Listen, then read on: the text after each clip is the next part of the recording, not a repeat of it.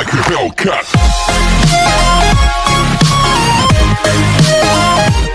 Hi, this is Teacher RR.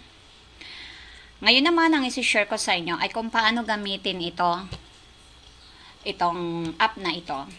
Ang tawag dito ay Free Word Search Puzzle Maker. Kakaiba ito doon sa Crossword Puzzle Maker na una kong ini-upload. Okay? Dito, parehas lang din doon sa Crossword Puzzle. Meron din siyang tatlong tab dito sa ibabaw. Words, Word Search, at saka Help. Pero dito sa column, kung doon sa Crossword Puzzle, meron tatlo kasi may hint siya. Ito wala, dalawa lang.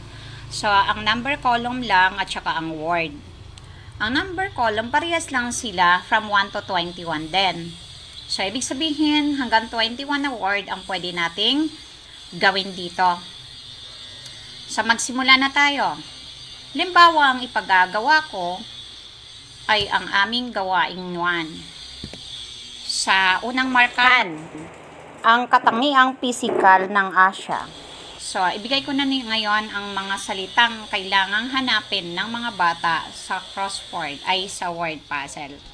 Okay? Bawa, ito. Una, ugnayan. Pangalawa, tao. Pangatlo, kapaligiran.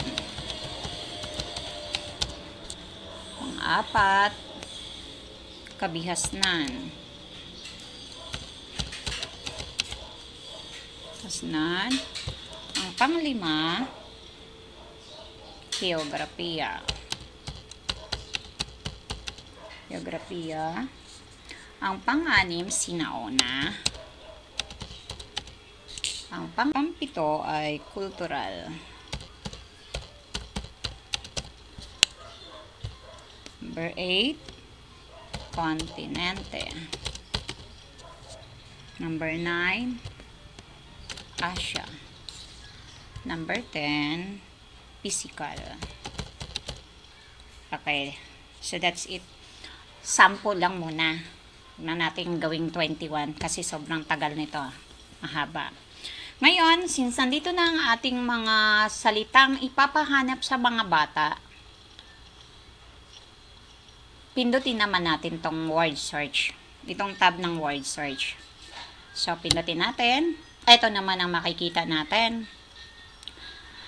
Halos same lang sila ng sa crossword. Meron siyang generate, merong save as image, at saka print.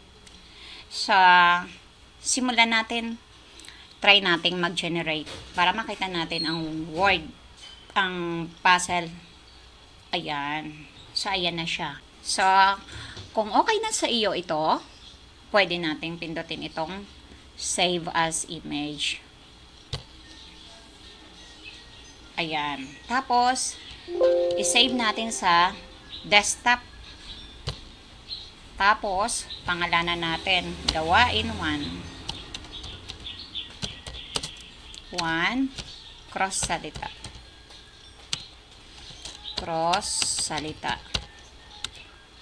Ayan. Ayan. Tapos, i-save natin. Pwede pa ulit tayong mag-generate. Magbabago ulit yan. Ayan. Para kung halimbawa gusto mo ng iba-ibang set sa bawat klase, halimbawa magkakatabi nga sila, ibang set naman dito para di magkopyahan, pwede. Generate lang natin and then save as image pa rin. Save as image, tapos i-save natin, and then pwede natin i-print. Okay? Save. Halimbawa, ilagay natin ito. Gawain 1. Set B ulit. Okay? Tapos, mag-generate ulit tayo. Ito naman ay gawain 1. Set C. Save ulit. Dito sa desktop. O, ganun lang. Kung gusto mo naman i-printin agad, pwede. Pindutin lamang ito. Tapos, pindutin tong print. Okay na yan. So, ganun lang. Ayan, makikita na yan natin dito sa ating desktop. Ayan siya agad. Tapos, pwede natin siyang i-copy dito. Kakopy lamang natin siya dito sa aking ginawang activity sa Word.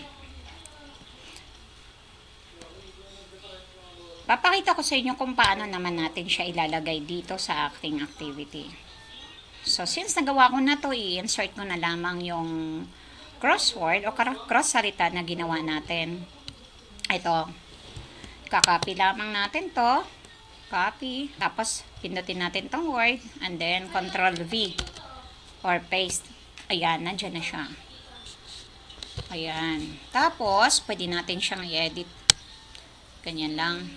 Edit. Depende sa kung ano ang gusto nyong laki. Ayan. Para mas kita ng, sa mga bata. Kita ng mga bata. Kasi dito sila magsasagot. Ayan. Dito sila magsasagot. Bibilugan nila yan eh. Ayan.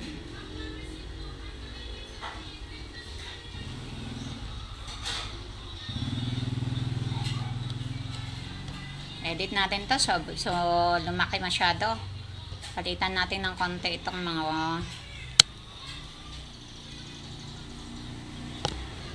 ito. Tapos gawin natin number 12 para magkasya sa ating papel. That's it. Okay na. Ayan. So mas madali. Ayan na. So ready na yan. Pasasagutan na lang natin sa bata at ibibigay na natin. Yan ay magiging activity na nila. Yan ang aming Aralin 1. So, i-save na natin. Ayan. Okay, that's it. Makikita na natin dito sa ating desktop. Nandito na siya.